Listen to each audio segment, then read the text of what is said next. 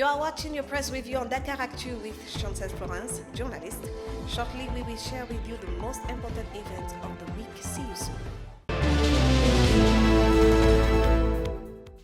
On July 2, the President of the Republic of Senegal, Bassirou Diomaye Faye, celebrated his first 3 months in power following a period of tense political transition. Senegal's fifth head of state quickly began to initiate a series of reforms that are raising hope among the Senegalese. From the start of his mandate, President Bassirou Diomaye Faye visited several neighboring countries of Senegal as well as France. This visit aimed to strengthen bilateral relationship with others and promote Senegalese interests on the international stage. This trip was seen as a clear desire to position Senegal as a key player in West Africa and in the world.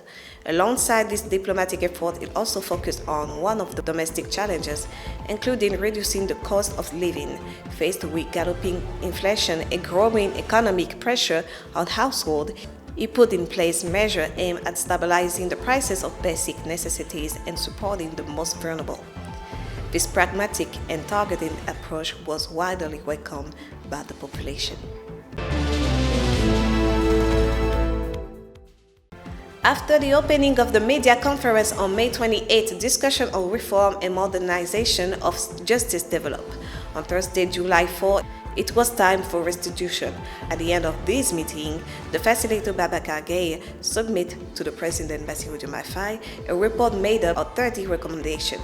This will involve strengthening the financial and infrastructural resources of the public service of justice for the consolidation of the rule of law and equitable access to justice by establishing a permanent commission for the reform of the text to meet the current needs of society and amend the relevant provision of the Code of Criminal Procedure, the Family Code, the Code of Civil Procedure, and of the relevant special laws such as Drug Code, Environmental Code, State Property Code, and Code of Intellectual Property and related rights.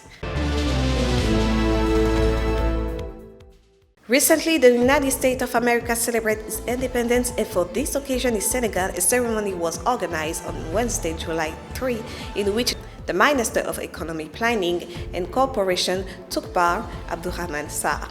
In his speech, the minister magnified bilateral relationship between the two countries without forgetting the support of the United States for the organization of the presidential election of March 2024.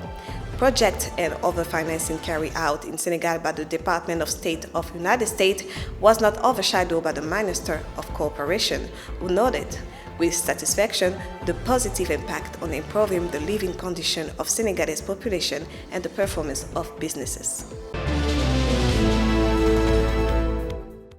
Regarding sport, the different groups for the CAN 2025 qualifiers are now known.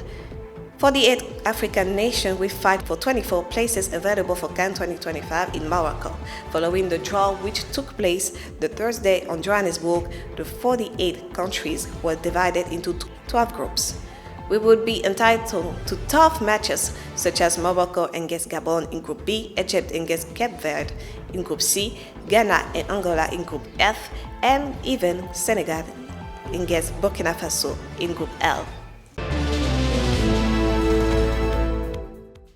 In international, we are headed to Mauritania, where the outgoing president, Mohamed Ould El Ghazouani, was elected in the first round for the second term of the head of Mauritania with 56.12% of voters, according to the final result. However, opposition leader Biram Dam had claimed to be the real winner and called from his home at Riyadh, a poor suburb of Mauritania capital, for civil disobedience against the government, and called on the army and security forces to not accept being used by the government against the people. According to the observant, Saturday vote took place peacefully. And now to finish on American soil, who can replace the Democrat candidate and president of the United States in a race for the White House against Donald Trump. Since in just debate against Donald Trump on Thursday, June 27, There is doubt about the ability of Joe Biden to successfully lead the race for the White House. Obtain a second term have become more and more vocal and are even as well formulated out loud publicly within the Democrat camp itself. It was Chancellor Florence for Dakaractu. Have a great weekend and see you soon.